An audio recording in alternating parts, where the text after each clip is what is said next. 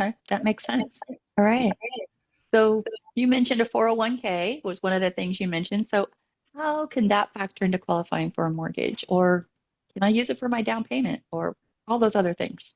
Absolutely. So most commonly we see it used for the down payment, right? And if you're still working at the employer, the nice thing is you can take out typically a loan. Typically employers will allow you to take up to about half of what you have in your 401k, the vested balance.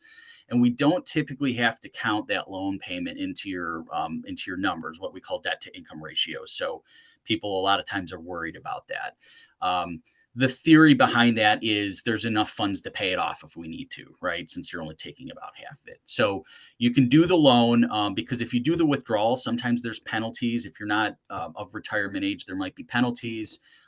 If it's not a Roth 401k, you'll have to pay taxes, and that's at your highest marginal tax bracket, right? So if you're at 25, 28, 30 some percent, that could be a pretty hefty bill. So typically we try to do it as a loan.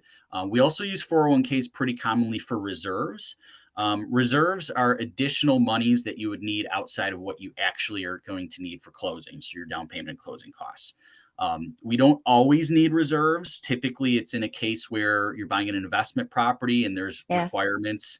The Fannie Mae and Freddie Mac, the two conventional loan companies that we do most of our investment property loans through, have reserve requirements. So a lot of times it'll come into play there with the reserves. And then finally, it can be used as income as well. We don't see that as much because obviously you have to be over 59 and a half for us to set up a distribution. And typically we're looking at accounts from IRAs at that point, because people have rolled over their 401k. So most commonly, like I said, down payment and reserves is where we see the 401k come into play.